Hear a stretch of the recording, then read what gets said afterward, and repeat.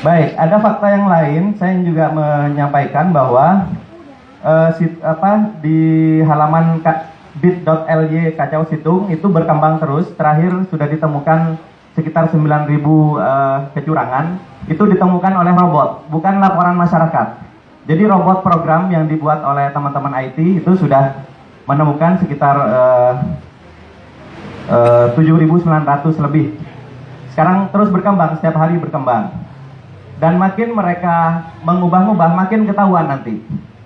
Alhamdulillah kami inisiatif sejak Selasa sore, saya dan Bang Abi dengan teman-teman alumni perguruan tinggi bersepakat untuk membuat robot yang bisa memotret halaman KPU dari menit ke menit. Jadi saya hanya memerlukan 50 sampai 100 laptop untuk mengetahui sebuah TPS ini dipermainkan apa tidak angkanya.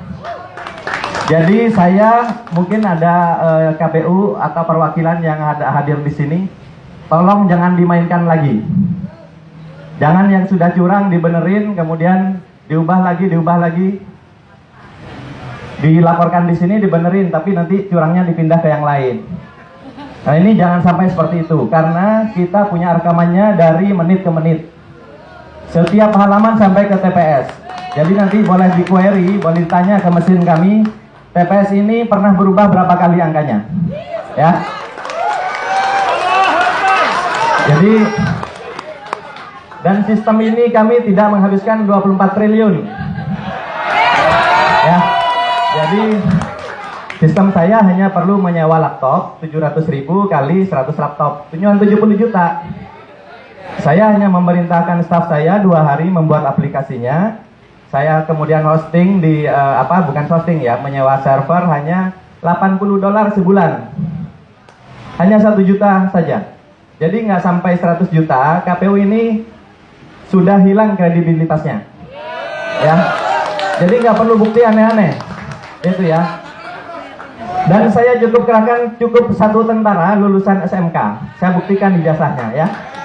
Nggak usah doktor, nggak usah profesor. Sedangkan kita punya profesor banyak. Kita kasih aja, biar staf saya itu duduk, suruh nyalakan laptopnya, kemudian nyalakan, nggak usah bicara. Nanti setiap orang bisa query, nanya di mana saja kecurangan itu, gitu ya. Itu fakta-fakta yang harus kita lawan, gitu ya. Karena kejanggalan ini terlalu banyak. Kalau salah entry, Bapak Ibu sekalian beli tiket, salah entry nomor KTP saja tidak bisa masuk ya. Nama Bapak ditukar, ditaruh di nomor KTP. Nomor KTP-nya di nama Bapak atau nama Ibu ya. Kira-kira bisa pesan tiket atau tidak? Baik. Kalau Bapak Ibu transfer uang dari handphone Bapak Ibu sekalian, berapa kali memasukkan PIN? Minimal 2 kali, gitu ya. Ada yang harus membaca token dulu, ada yang terima SMS dulu, ada juga yang hanya password dan konfirmasi PIN ya di awal pada saat membuka. Tapi apakah di sistem KPU itu terjadi? Dengan gejala seperti sekarang terlihat, dipastikan itu tidak ada. Padahal itu adalah standar keamanan yang standar sekali, yang paling rendah.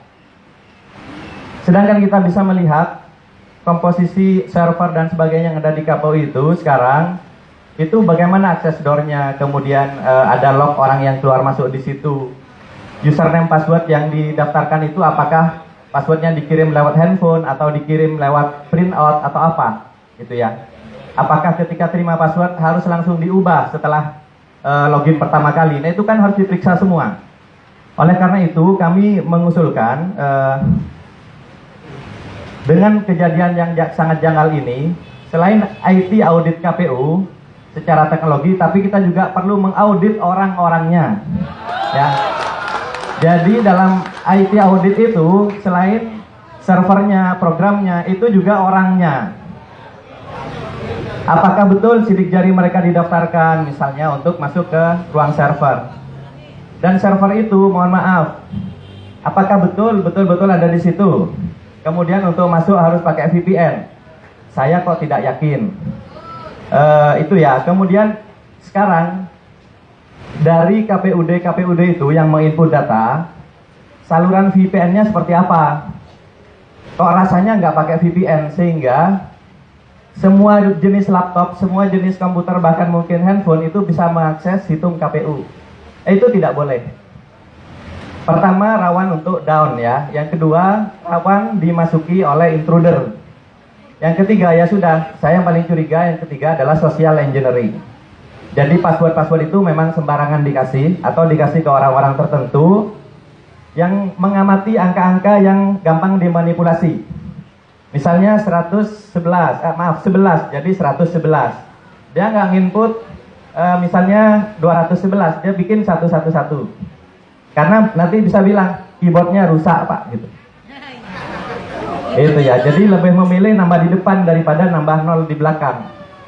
Lebih banyak yang seperti itu kasusnya. Kemudian punya kita berapa? Ada silang 111, silang 11, dimasukkan 111. Nanti bilang, Pak maaf Pak ngantuk. Nah yang seperti ini boleh jadi